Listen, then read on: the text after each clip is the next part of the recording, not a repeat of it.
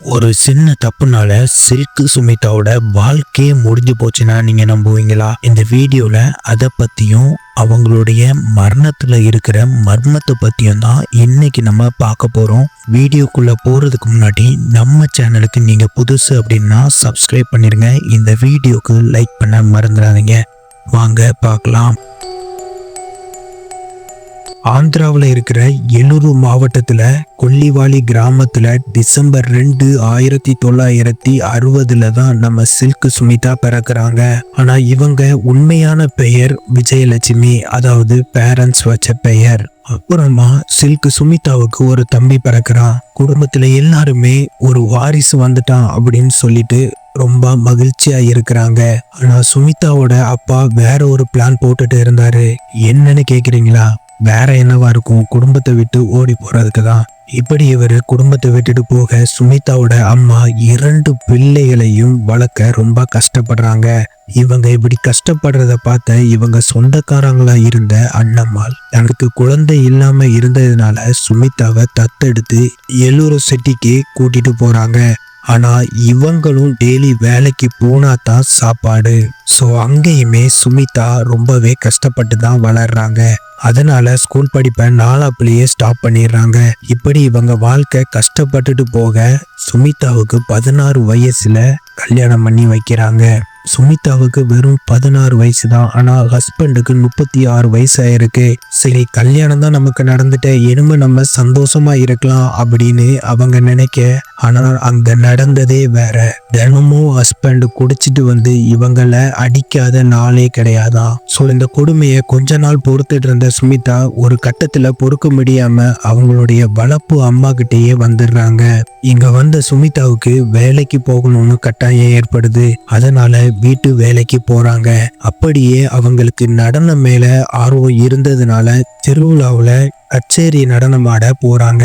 இப்படி ஒரு நடனத்தை பார்த்த இயக்குனர் வினு சக்கரவர்த்தி சுமிதாவோட கவர்ச்சியான கண்ணும் நடனமும் அவரை கவர்ந்து இழுக்க ஆரம்பிச்சிருக்கு.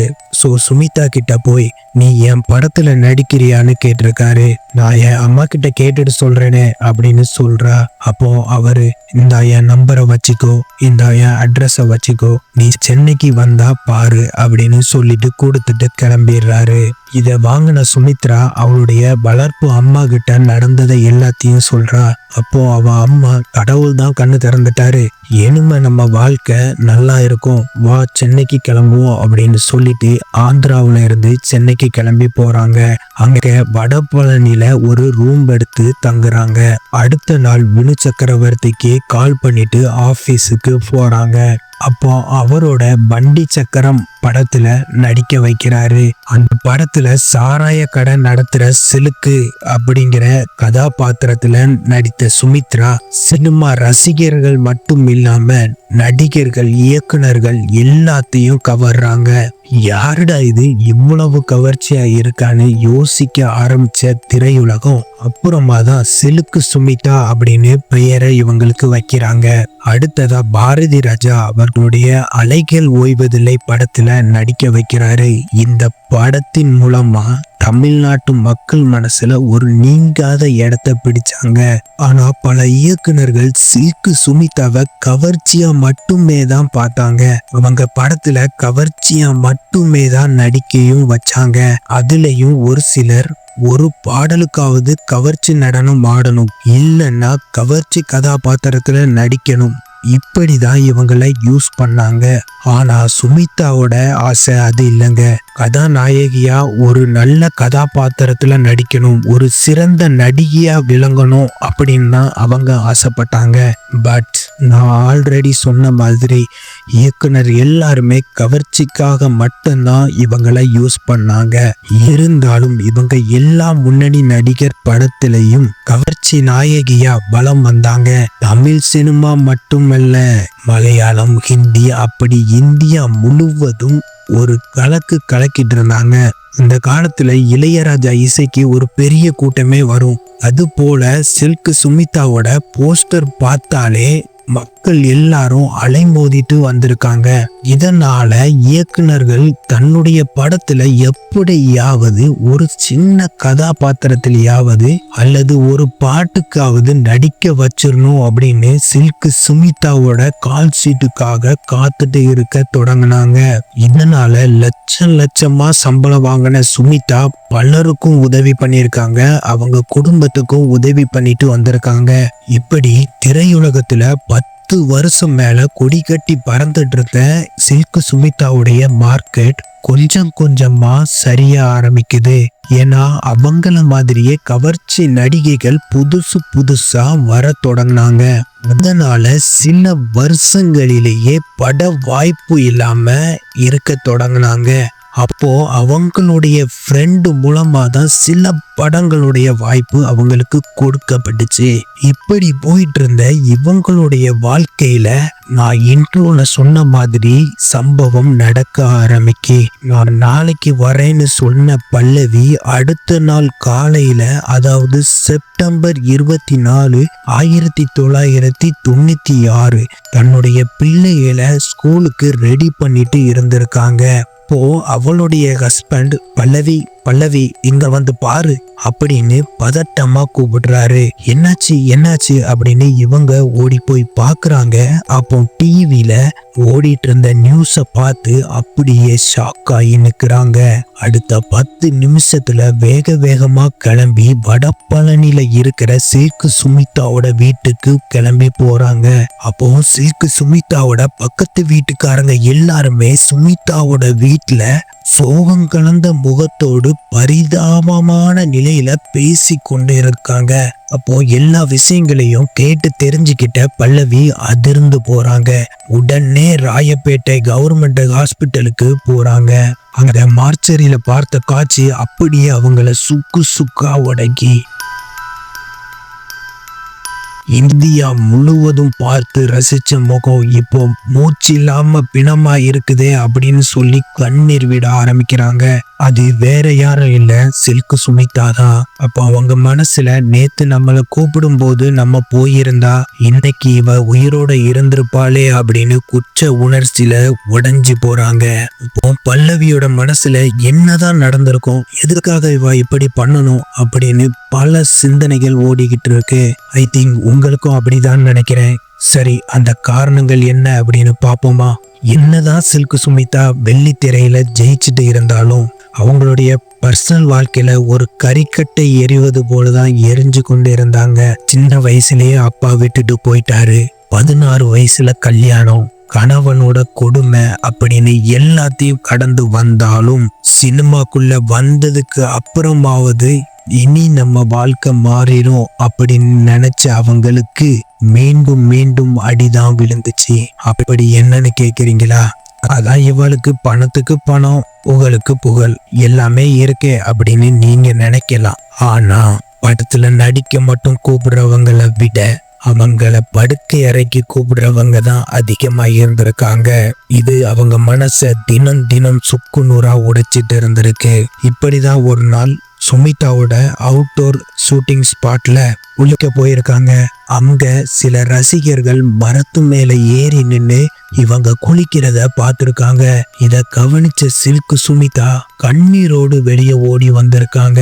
இது எல்லாம் அவங்க மனச பாதிச்சாலும் இப்படி சில்க் சுமிதாவை ஆண்கள் பார்க்கறதுக்கு முக்கிய காரணம் இவங்க படத்துல கவர்ச்சியா நடிக்கிறது ஒரு நிகர்சனமான உண்மைதான். ஏன்னா படத்துல நடிக்கிறத வச்சு எல்லாரும் ஈஸியா ஜட்ஜ் பண்ணிடுறாங்க, இவங்க இப்படித்தான் இருப்பாங்க அப்படின்னு.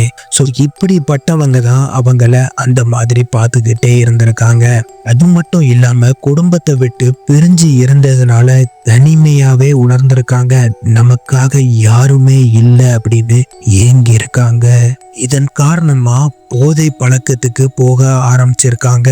ஆரம்பத்துல பீடா போடுற பழக்கம் இருந்தாலும் அவங்களுக்கு அந்த போதை பத்தாம ஆயிருக்கு.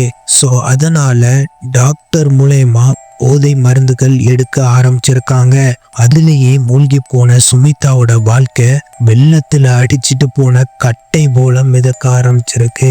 பட் இப்படி போயிட்டு இருந்த சுமிதாவுடைய வாழ்க்கை இன்னும் கொஞ்சம் அடிகள் கொடுக்க ஆரம்பிச்சிருக்கு. நான் ஆல்ரெடி சொன்ன மாதிரி அவங்க பட வாய்ப்புகள் குறைய ஆரம்பிச்சிருக்கு. இதனால அவங்க சொந்த தயாரிப்புல படம் எடுக்க ஆரம்பிச்சிருக்காங்க. ஆனா அவங்க எடுத்த 3 படமும் தோல்வியை சந்திச்சிருக்கு. இதனால ஒரு பெரிய நஷ்டத்தை சந்திச்சிருக்காங்க. அப்போ அவங்களுக்கு பணம் கொடுத்த பினான்சியர் எல்லாரும் பணத்தை திருப்பி கேட்டிருக்காங்க. அப்போ இவங்க பேர்ல இருந்த ப்ராப்பர்ட்டிஸ் எல்லாத்தையும் விற்க தொடங்கி இருக்காங்க. அப்போ நான் சுமிதாவுக்கு தெரிய வருது, நம்ம மேனேஜர் நம்மளை ஏமாத்திட்டு இருந்திருக்காருன்னு. என்னன்னு கேக்குறீங்களா? இவங்க பணத்துல ராதாகிருஷ்ணன் அப்படிங்கிற மேனேஜர் அவரு பேர்ல சொத்துக்களை வாங்கி போட்டிருக்காருன்னு தெரிய வருது. நான் எந்த ஒரு கம்ப்ளைண்ட்டையும் சில்க் சுமிதா அவங்க மேனேஜருக்கு எதிராக கொடுக்கல. பிகாஸ் சுமிதா ராதாகிருஷ்ணனுடைய பையனை காதலிச்சதாகவும் அவனையே கல்யாணம் பண்ண விரும்பினதாகவும் சொல்லப்படுது. அந்த சமயத்துல அந்த பையனுக்கு சினிமாவுல நடிக்க ஆசை இருந்திருக்கு. அதனால சில்க் சுமிதாவுடைய படத்துல இந்த பையனுக்கு சான்ஸ் கேட்டிருக்காங்க.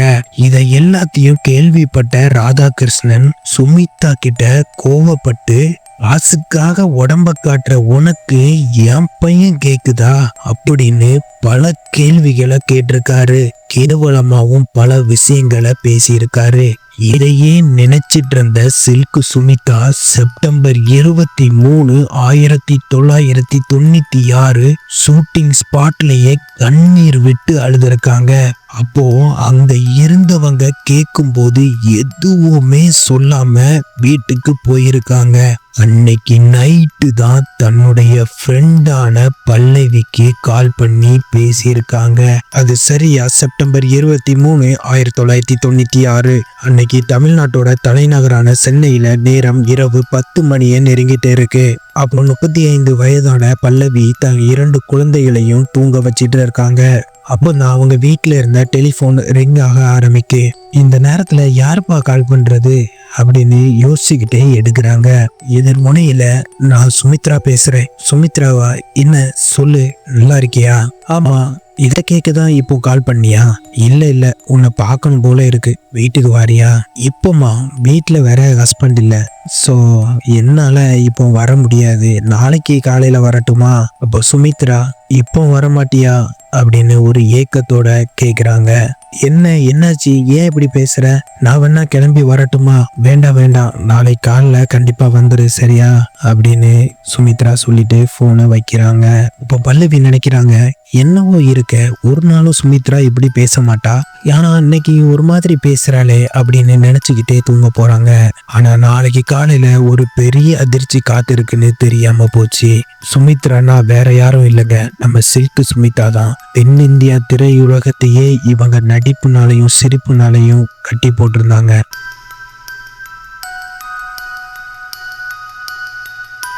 அதுக்கு அப்புறமா தான் சரி, இந்த உலகத்தை விட்டு நம்ம போயிருவோம்னு நினைச்ச அவங்க தோப்பு கயிறை கையில எடுத்திருக்காங்க. ஆமா ஃப்ரெண்ட்ஸ், இவங்களை அடாப்சி பண்ண டாக்டர் போக்குல தொங்குனதுனாலதான் கழுத்து எலும்பு முறிஞ்சி மூச்சு திணறி இறந்திருக்காங்க அப்படின்னு ரிப்போர்ட் கொடுத்திருக்காரு. அது மட்டும் இல்லைங்க, சில்க் சுமிதாவோட ரூம்ல தெலுங்குல எழுதின ஒரு லெட்டர் கிடைச்சதா சொல்லப்படுது. அதுல, நான் நடிகையா ஆகிறதுக்கு ரொம்ப கஷ்டப்பட்டிருக்கேன், ஆனா அந்த கஷ்டம் யாருக்கும் புரியல, எங்க போனாலும் எனக்கு நிம்மதியே இல்லை, ஆனா ஒருத்தர் மட்டும் என்ன உண்மையா நேசிச்சாரு, அவர்தான் என்னுடைய பாபு. என்னுடைய சொத்துல பாதி அவருக்கு தான், என்னுடைய நகையில பாதி வாங்கிட்டு போயிட்டாரு. அது மட்டும் இல்ல, என்னை ரொம்பவே கொடுமைப்படுத்தவும் செஞ்சாரு. எனக்கு வாழ்க்கை தரேன்னு சொன்ன இன்னொருத்தனும் என்ன ஒதுக்கிட்டான். அதுல இருந்து என்னால மீள முடியல, நான் ரொம்ப உடைஞ்சு போயிட்டேன், என்னால இத தாங்கவே முடியல, இந்த லெட்டரையே நான் கண்ணீரோட தான் எழுதுறேன் அப்படின்னு அதுல போட்டிருக்கு. இந்த லெட்டர்ல இருக்கிற ராதாகிருஷ்ணன் தான் பாபு அப்படின்னும், சுமிதாவுக்கு வாழ்க்கை தாரேன்னு சொன்ன நபர் ராதாகிருஷ்ணனுடைய பையன் அப்படின்னு சொல்லப்படுது. ஸோ இதையெல்லாம் வச்சு சில்க் சுமிதா தற்கொலை பண்ணிட்டாங்க அப்படின்னு போலீஸ் ஒரு முடிவுக்கு வந்தாலும் ஒரு ஷாக்கிங்கான விஷயம் அவங்களுக்கு அப்புறமா தெரிய வருது. சுமிதாவோட உள்ளுறுப்பை செக் பண்ண டாக்டர் சுமிதா கடைசியில வாழைப்பழம் மற்றும் சாக்லேட் சாப்பிட்ருக்காங்க அப்படின்னும் மிக முக்கியமா அவங்க பிளட்ல போதைப் பொருள் கலந்திருக்கு அப்படின்னு ரிப்போர்ட் கொடுத்திருக்காங்க. அதனால சுமிதாவுடைய வளர்ப்பு அம்மா மற்றும் உண்மையான அம்மா தம்பி சில்க் சுமிதாவோட மரணத்துல எங்களுக்கு சந்தேகம் இருக்கணும். சுமிதாவுக்கு தெலுங்கு பேச வருமே தவிர அவளுக்கு எழுத தெரியாது அப்படின்னு நிறைய மீடியால சொல்லியிருக்காங்க. சில்க் சுமிதா இறந்த அன்னைக்கு அவ கூட இருந்த ராதாகிருஷ்ணன் ஃபேமிலி மேலதான் எங்களுக்கு சந்தேகம் இருக்கணும் சொன்ன யாருமே போலீஸ்ல கம்ப்ளைண்ட் கொடுக்கல. அதனால போலீஸும் அவங்களுடைய உயிரை அவங்க தான் எடுத்துட்டாங்க அப்படின்னு கேஸ க்ளோஸ் பண்ணிடுறாங்க. இதனால சில்க் சுமிதாவுடைய மரணம் இன்னும் ஒரு மர்மமாவே தான் இருக்கு. இதுல இருந்து நமக்கு என்ன தெரிய வருது அப்படின்னா, சினிமாவுல பாக்குற எல்லாமே உண்மை கிடையாது. சினிமாவுல அவங்க ஹாப்பியா இருப்பாங்க, ரொம்ப சந்தோஷமா நடிப்பாங்க, அவங்க நினைச்ச மாதிரி எல்லாம் பண்ணுவாங்க, அப்படி இப்படி காமிப்பாங்க. ஆனா அவங்க ரியல் லைஃப்ல சாமானிய மக்கள் போலதான் பல கஷ்டங்களை படுவாங்க. இன்னும் அதிகமா சிலர் கஷ்டப்படுவாங்க. ஆனா ஒண்ணு மட்டும் சொல்றேன், இந்த உலகத்துல யாருக்கு தான் கஷ்டம் இல்லை? எனக்கு இல்லையா, உங்களுக்கு இல்லையா? என்னவா இருந்தாலும் சரி பார்த்துக்கலாம் அப்படின்னு சொல்லிட்டு போகணும். ஆனா ஒரு சிலர் அவங்களுக்கு கிடைச்ச வாழ்க்கைய ஈஸியா முடிக்கணும்னு நினைக்கிறாங்க. அப்படி நினைக்கிறவங்க கொஞ்சம் உங்களை சுத்தி பாருங்க. நீங்க வாழ்ற வாழ்க்கைய பலரோட கனவா தான் இருக்கு. இன்னைக்கு உங்களுக்கு ஒரு விஷயம் ரொம்ப பெருசா தெரியலாம், அதுல ஒரு வருஷம் கழிச்சு பாத்தீங்கன்னா இதெல்லாம் ஒரு விஷயம்னு சொல்லிட்டு நம்ம கஷ்டப்பட்டிருக்கோம் பாரு அப்படின்னு தெரியும். ஸோ எந்த ஒரு ப்ராப்ளம் வந்தாலும் அதற்கு தீர்வு என்னன்னு பாருங்க. அப்படி பார்த்தா அதுல இருந்து ஈஸியா வெளியே வந்துடலாம், ஹாப்பியாவும் இருக்கலாம். சரி நண்பா, இந்த வீடியோவுக்கு ஒரு லைக்கை போட்டுட்டு அப்படியே நீங்க இன்னும் நம்ம சேனலை சப்ஸ்கிரைப் பண்ணல அப்படின்னா பண்ணிட்டு பெல் ஐக்கானையும் தட்டி விட்டுருங்க. மீண்டும் சந்திப்போம். நன்றி, வணக்கம்.